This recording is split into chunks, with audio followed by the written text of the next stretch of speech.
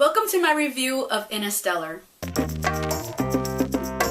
Interstellar is directed by Christopher Nolan. It stars Matthew McConaughey, Anne Hathaway, Jessica Chastain, Casey Affleck, and a bunch of other talented actors and actresses. Now, the premise of this movie follows the story of Cooper, who is played by Matthew McConaughey. He is a scientist who then turns into a farmer, and the reason why he's a farmer, because farmers are the most important people here on Earth at the point of where this story is being told. This is supposed to be the future, and Earth is no longer the Earth that we know of today. There's a lot of issues when it comes to growing plants, and especially vegetables and fruits that us humans need to eat. And because of this, Matthew McConaughey's character then gets recruited to go on a mission to find another planet for us humans to go and live on. And that's basically the whole premise of this movie without spoiling the overall story. I know a lot of people were overhyping this film. It was like one of the most anticipated movie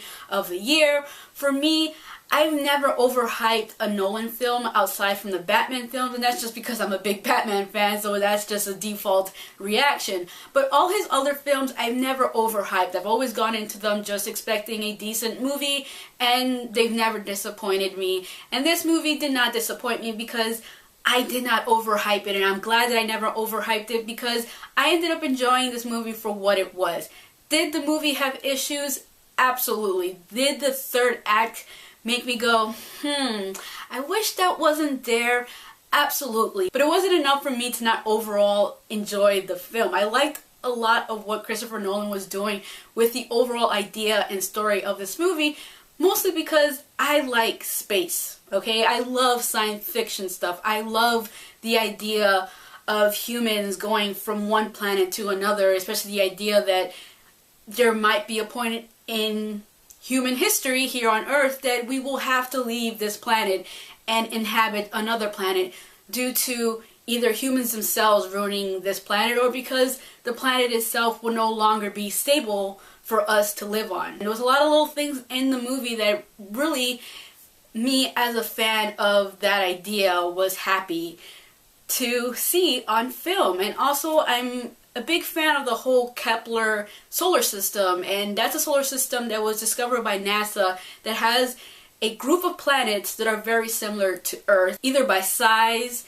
or atmosphere. And I feel like in a lot of ways this movie was taking that idea, even though I believe the Kepler system was discovered after Christopher Nolan made the movie or came up with the idea for Interstellar. Kind of hope a director kind of takes this idea that Christopher Nolan had and then implementing the Kepler system that's actually real, that actually really exists, into a movie. Because I would love to see a movie with the same theme of Interstellar, but executed in a more realistic way and executed in a way where the third act of this movie just does not exist, because I liked where he was going with the idea of the overall story. I just don't like how it ended up being, and that's one of the things that I have to say that's negative about this movie. I feel like the overall idea was great, it's just the way it was executed wasn't really that great. The other negative thing that I have to give to this movie is I was expecting it to be more visually stunning than it was. I thought the visuals while they were in space weren't very impressive, but there were scenes where they were on different planets that were pretty impressive.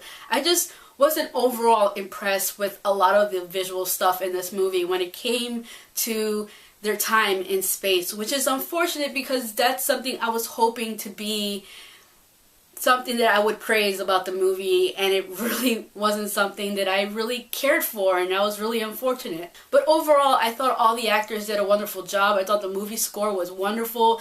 Again, I thought the overall idea of the first and second act of the movie were pretty brilliant, and I enjoyed the movie for what it was, but I feel like there were a lot of elements in the movie that if I ever go back and rewatch that I feel like I'm going to pick apart. So this is one of those movies that I'm probably going to never watch again because I just want to have the idea that I enjoyed the movie the first time around and I don't ever want to go back and nitpick it. And I'm going to recommend this movie to anybody who has any remote interest in seeing it. If you're a big Christopher Nolan fan, I'm going to assume you already saw the movie.